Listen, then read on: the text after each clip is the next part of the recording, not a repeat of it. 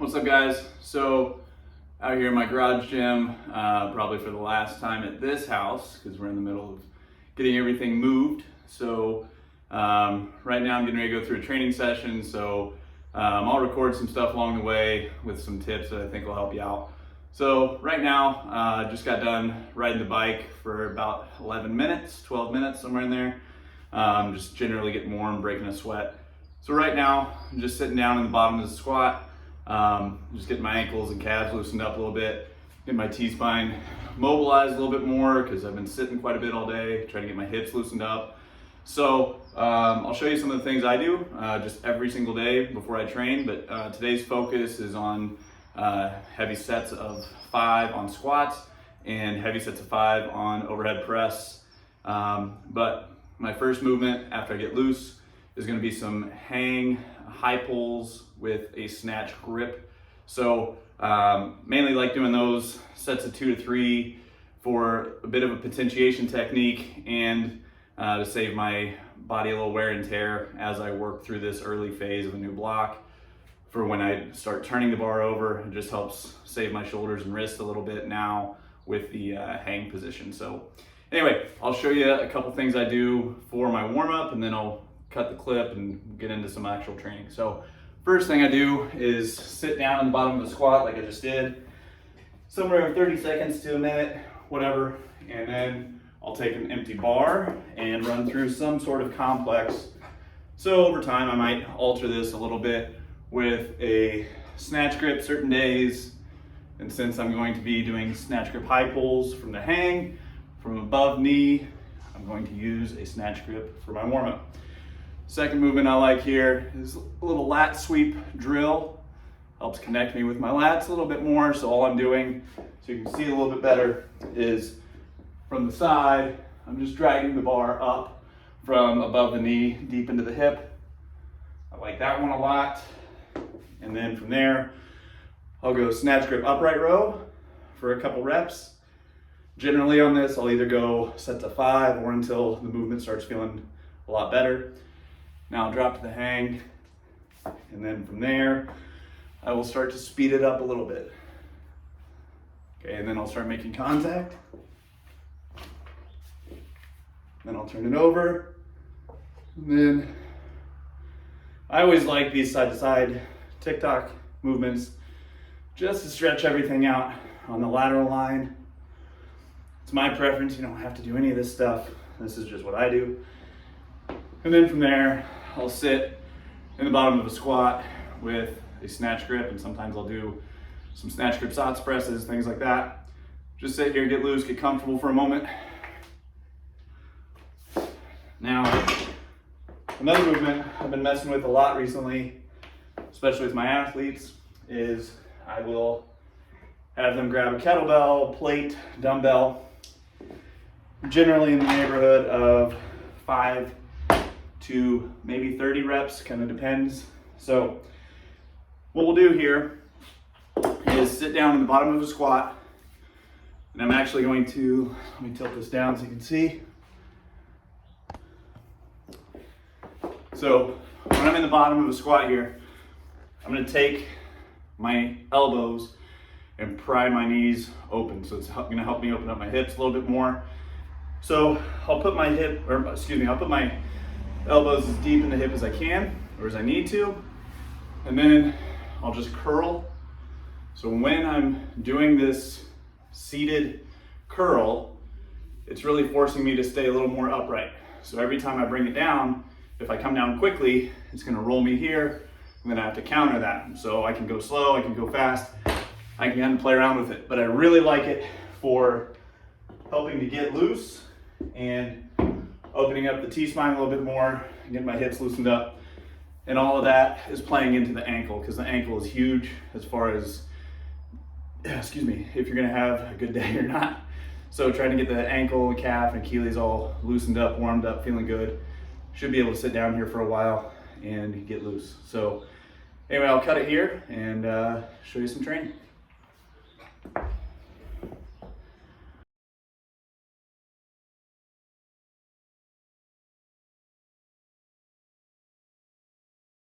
Got all warmed up, loosened up, and went through my warm-up sets, and now I'm at my target weight for the hang snatch high pull, and I'm going from above the knee on this one.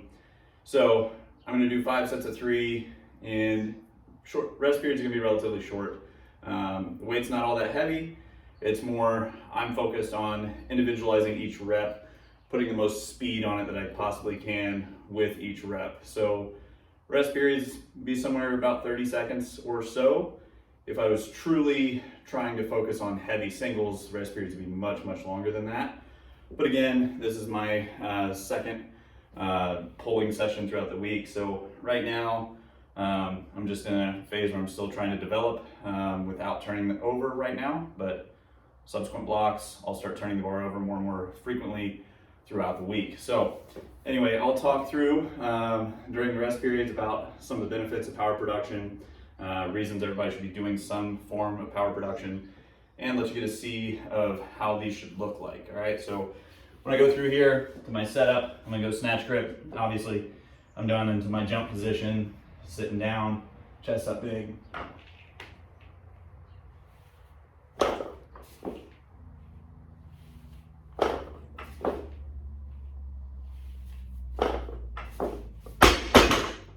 That's it. So I'm gonna shake it out for a second, catch my breath a little bit. So in my opinion, everybody should be doing some form of power production activity. So you're trying to work on something called rate of force development. How quickly can you produce force? Okay, so this will be important for everybody, forever and always, regardless of your age, especially as you age actually. So it's hugely beneficial for athletes of all types.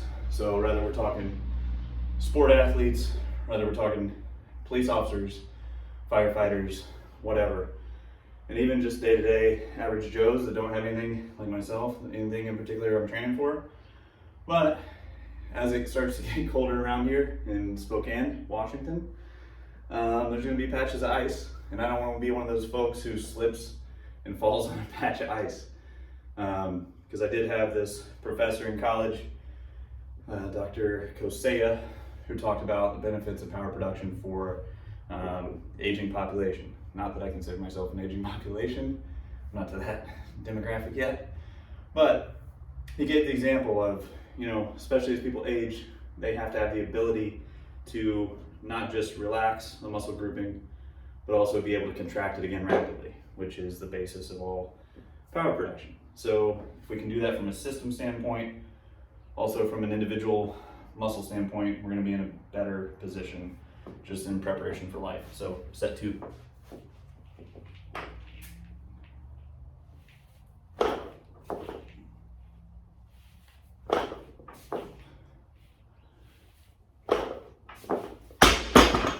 So with this as well, it's a huge return on your time because this whole workout today will be done in under 45 minutes. So I'm going to start off, I went through my warm-up, and now I'm into my first movement, which is power movement. And I'm already getting a deadlift variation out of it. I'm getting triple extension. My upper body's getting involved very, very last. So it's a nice primer for when I go on to my 2 main lifts, which are going to be squats and overhead press. So that would be full workout in and of itself, but I'm going to do a couple accessory rounds. So anyway, I've mentioned several times about different types of power exercises. So let me hit this 3rd set and then we'll get into what I'm talking about.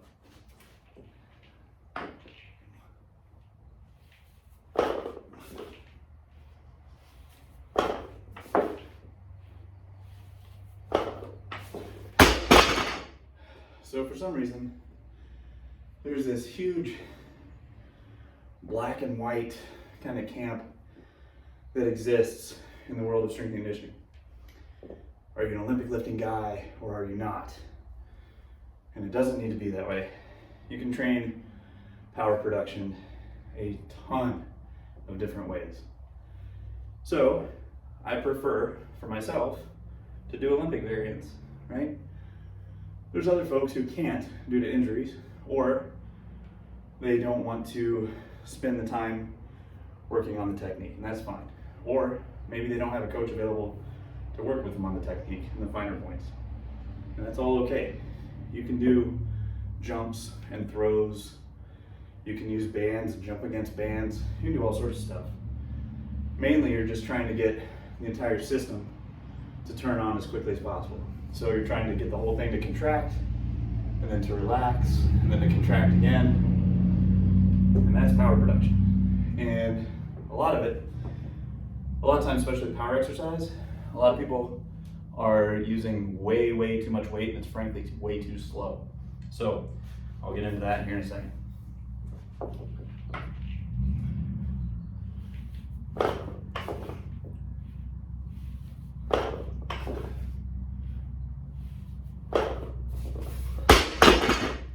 So a lot of it will be somewhere in the neighborhood of 30 to 60% of your 1 rep max. That's like just your classic optimum power production stuff, right? So from there, you can get into a lot. It's a lot wider than that, but it's going to be more. Are we working on the absolute speed continuum aspect, where we're doing things that are unweighted, so there's no load, no external load? Or are we going 100% of that lift, or are we going north of that lift itself? So, great example is if you go back and you look at like a lot of Russian Olympic lifting programs, the vast majority of the time they're spent in that 75 to 85% range. They spend a ton of time there of their respective snatch and clean and jerk. And then they save their 90% plus stuff for competition. So those are, keep in mind, we have a lot of things going on when we're talking about that, is those athletes are professional athletes, number one, that's their full-time deal. You can just throw the whole PEDS argument out the window because everybody's on something at that level, okay? And then we can just start to look at it and say, okay, well, if these guys are staying in that range, their velocity's pretty damn good, their speed's pretty damn good, their position's perfect. So position and posture, super important, especially with if you choose to do some sort of Olympic variant. But I think I've got one more set. I'm pretty sure I got one more. So if not, whatever.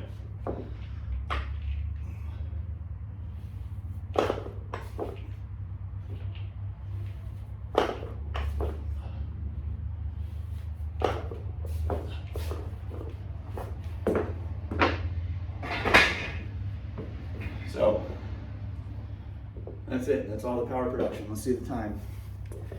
8 minutes, 30 seconds, and that would have been way faster if I wouldn't have talked the whole time. So anyway, that's the power production aspect.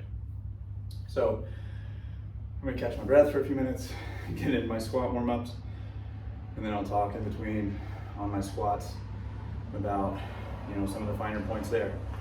But that's all it takes. It's not as much time as you think. All right, so I'm on to working sets of squats. So a few things that I think will help you is, number one, getting your foot pressure and foot placement. You should have a consistent rhythm with every lift you do. So everything from the tightness you get, let's say you're back squatting, for example, the tightness you get in your upper back, how you unwrap the bar, the amount of steps you take, the breath you do right before you start your set, the breath you do in between your reps, all that stuff should be the same each and every time. And everybody has their own nuance there, but for myself, I'll take 2 steps back, 2 small steps, big breath, brace, descend. And there's a lot of different ways to do and perform the descent, depending on your training goals, depending on your phase, all sorts of stuff. But with what I'm doing right now, trying to be under control for the descent as much as I can. And then when I hit the bottom, I aggressively move on the concentric as fast as I possibly can. So that's called a CAT from Dr. Fred Hatfield. And what that means is called compensatory acceleration training. It just means on the concentric action, you move as fast as you possibly can. It's going to help with the type 2 muscle fiber recruitment that we're after. It's going to help with strength, power, all that stuff. And strength and power are different. So anyway, that's why you'll see on this next set the aggressiveness coming out of the hole. So now going back a few steps when I mentioned foot pressure and foot placement. Whether you're doing a squat, deadlift, snatch, clean, whatever, we want to think of trying to splay the toes as much as we can. So we're trying to create as much surface area as we can. And then we want to have equal pressure between the pinky, the ball, and the heel of the foot. And we want to have equal pressure within those 3 points. So that will help almost immediately with any lift you're doing, okay? So I'm gonna go ahead and hit my set of 5. This is my second working set of 5. So I have 3 work sets today on back squat. So this is my second set of 5, and based off the first set that I did not record, listen to my knees on this one. I didn't realize they were that bad until there's no pain with it. It just sounds disgusting. So anyway, turn your sound up on this one. But most importantly, watch my position and posture, watch my tempo and speed, and you'll see how each rep is very individualized. Each rep is its own. I don't rush the reps or anything like that, trying to time together too quickly. And then I'll get into that after this set. Here we go.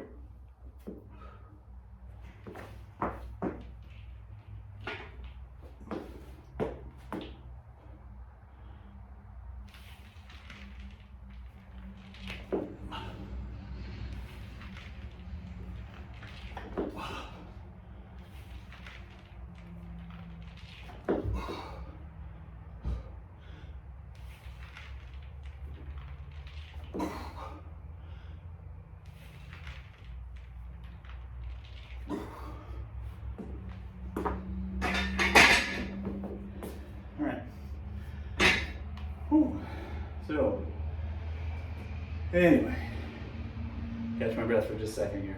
But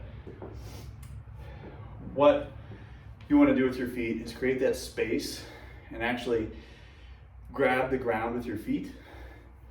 Again, that works on all lifts, regardless if it's squat, deadlift, snatch, clean. So obviously on the snatch and the clean, the feet will pick up and replace, but there are multiple different stances you can take when it comes to squats. So right now, I'm training 3 days a week for sure. 4th day is a bonus day, if I can get it. 5th day, 6th day, 7th day are all low intensity, steady state stuff. So right now with my current split, I'll back squat twice a week and I'll front squat once a week. And then I will also add in a 4th variation of squat that I use for supplementary movement. And that is a very wide stance squat. And I almost, like right now I'm carrying the bar high bar back squat. And I'm trying to remain as upright as I can because I want this to carry over to when I catch a snatch or catch a clean. I want to be able to emulate that position. So on my warm-ups, I'll go with overhead squats, and then snatches, obviously I'm overhead squatting there as well. And then clean and jerk, I'll have front squats. So I'm squatting 3 days a week with different variations and different positions on those days. So that will naturally undulate or change the load that's on the bar due to the position. But also it helps to keep things interesting, because if you get too wrapped up into coming in the gym, focusing on the same damn lift all the time, it gets really, really monotonous, and it can lead to staleness and burnout and all this other stuff. So, some notes we want to take here when we look at, old Russian literature or the Chinese weightlifting team or the conjugate method with, Westside Barbell with Louis Simmons. What do all those systems have in common is they have a ton of variation in their training system. So Russian literature, I can't remember right offhand, but it's over I'm sure it's over 250 to 275 exercises. The Chinese are north of 340, I believe, and Louis with Westside, man, I can't remember how many I've seen from him, but I'm sure it's north of 300, north of 350. But so now the question is, well, do you switch every single session? Why do you switch exercises, all that stuff? So the answer is, it depends on the situation. It depends on what you're training for. It depends on your training age, your biological age, all that stuff. I would even say it depends on your personality as well, because there's some folks who absolutely need the novelty and need the stimulus in order to stay interested in what they're doing. But there is something to be said for, continue with those variations until they plateau, and then start looking at rotating out. So I'm gonna hit my third set real quick, and then I'll talk a few more minutes.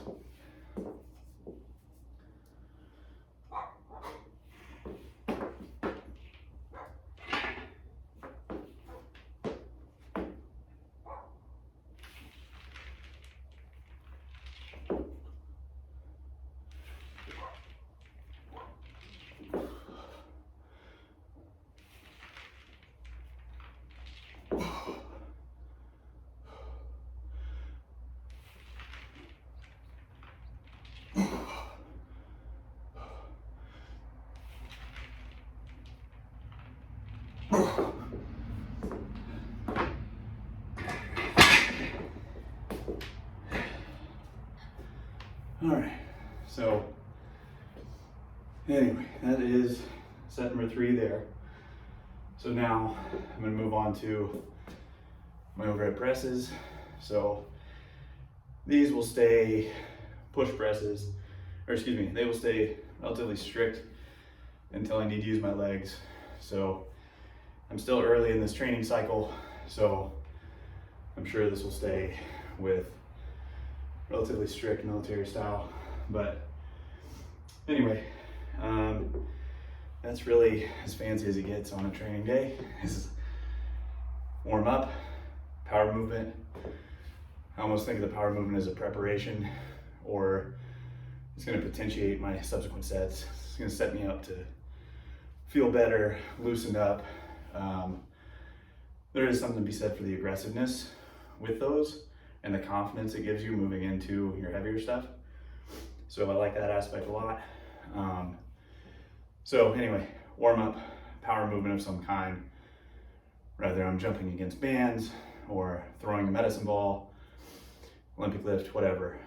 And then I'll do some sort of heavy lower movement and then some sort of heavy upper movement. And then I will do an accessory circuit, and that'll be it. So it's not fancy, sticking very, very close to the basics, because you'll see all this stuff that's marketed and pushed around like, you don't understand this stuff, you couldn't understand it, blah, blah, blah. Let me make it as confusing as possible. That's bullshit. This stuff it can dive in the weeds, and it can be extremely complex. That's why there are data analytics people and sports scientists hired at the highest level to work with the most elite athletes. However, the vast majority of folks who just want to get generally stronger, feel better, and live a healthier life, they haven't earned the complexity yet. They don't need the complexity. They need to get really, really, really good at the basics and put more paint on the bar. And they need to do that over the course of time and stay the course.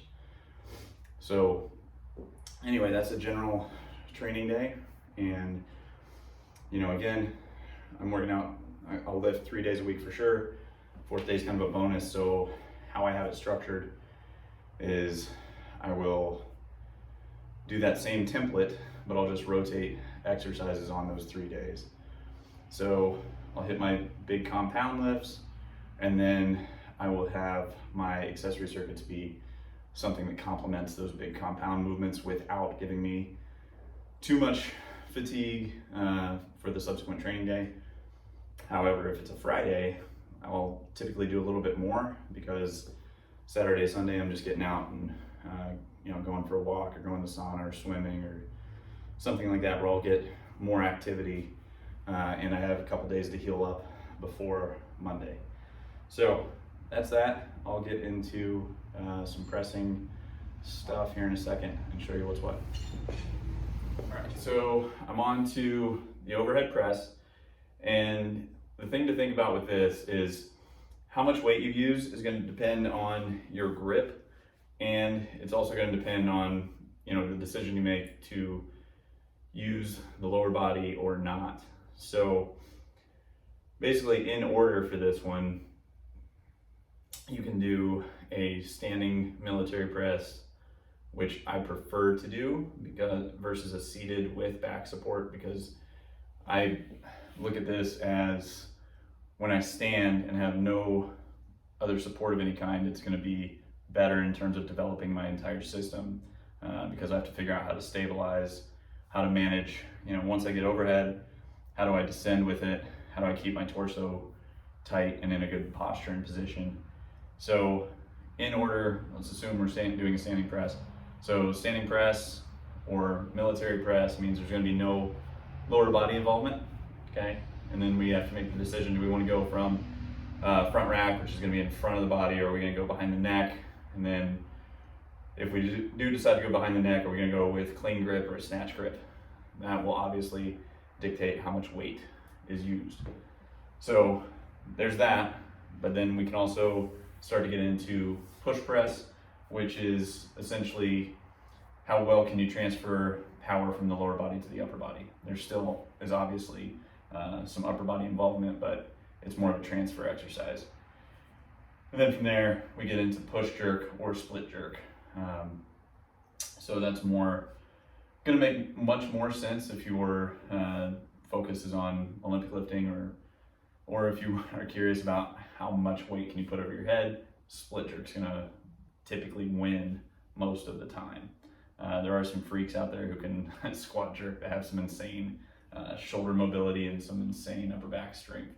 But most people, if they decide to get into jerks, are going to split jerk most of the time. So anyway, go ahead and hit the first set here so you can see what that looks like. So first set of 5, here we go.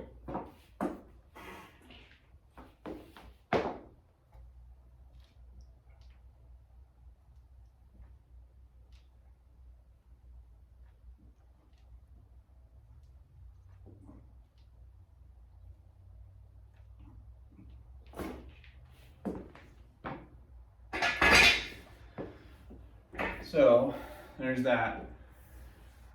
Now, the big thing to remember is I'm early in this particular block of training. I'm not trying to smash myself and make it so difficult that I have no room to grow.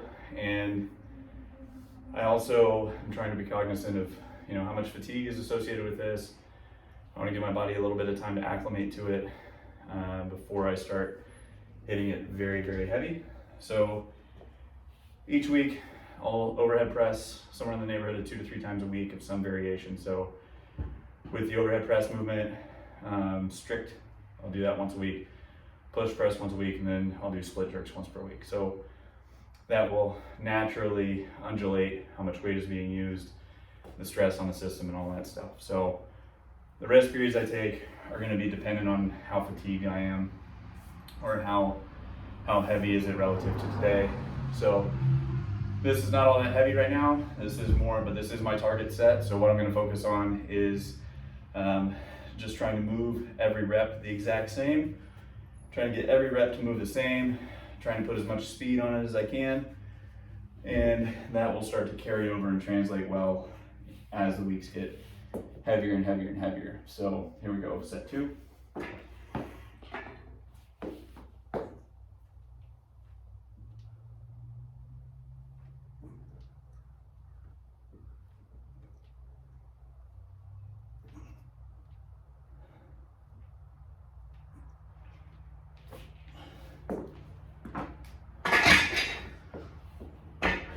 So set 2 of 3, one more here in a moment.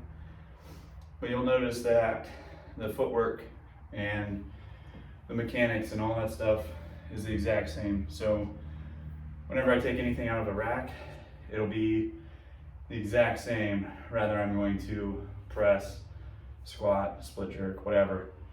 So you need to figure out a rhythm and a way you want to do things. And even from warming up with the empty bar to your target weights, whatever those are, you want to make sure that you practice the exact same way so that when it starts to get heavy, it's ingrained, because everything you do, you're teaching your body a motor pattern. So if you practice with a poor pattern and then you get up to your heavier weights, obviously you're gonna have a poor pattern that you've ingrained. So you're not gonna be as likely to be successful with your training that way. So the only other thing I'll do after this is a little accessory circuit. So if I was to spin my camera around right now, it's actually butted up against my glute ham raise. So I'll do some glute ham raises, a back extension, or excuse me, I'll do some glute ham raises, flip over and hit some sit-ups. And I've got a little dip piece behind me here. And then I'll hit some body weight dips, and then a single arm dumbbell row, and that will be it. Run through that twice, just trying to increase my total rep count, total volume from the previous week. So that will be the entire training session done in under 45 minutes. And the way I like to think about it is with training blocks, there's all sorts of different amounts of time you can run a training block for. But in general, you'll want to keep things the same for about 4 to 6 weeks, and then you'll want to look at rotations. And then when you make a rotation or a change with a variable of some sort, for God's sakes, don't just change like more than one variable at a time, because then it gets kind of dicey with we're not positive about which variable affected it, right? So if I change volume, intensity, frequency, all that other stuff, well, now I just named off 3 variables that could have changed. Rather, if I just took, hey, I'm gonna hold this volume steady at 3 sets of 5, but I'm gonna manipulate the intensity and have it go from 70 to 75 to 80 or whatever. So in general, it's gonna be somewhere in the neighborhood of 4 to 6 weeks. And how I like to look at it is weeks 1, maybe week 2, is gonna be a bit of an adjustment phase where you're learning. It's like an introduction phase, if you will. And then if you're let's talk off 4-week model, right? So like week 1 would be an adjustment. Week 2, we're gonna load it a bit heavier.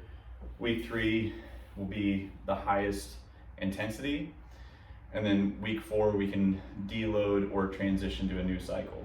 So it's really dependent on the athlete and the goals of the individual. So anyway, so I hope that helps to see, kind of behind the scenes of what goes on day to day in the weight room. But it's not all that exciting. It's not anything groundbreaking. It's really continuing to hammer the basics, do a really, really good job of that, and then learning when to manipulate certain variables, when to rotate out different exercises and things like that.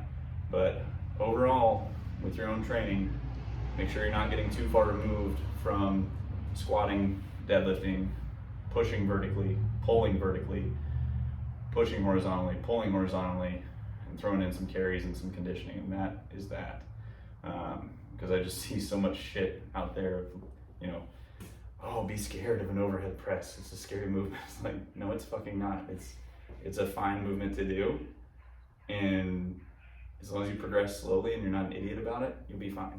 Your body's meant to move in a variety of planes, in a variety of motions, and you should look at the history of this stuff and see what people have been doing for a long, long time, and what are the most successful folks doing.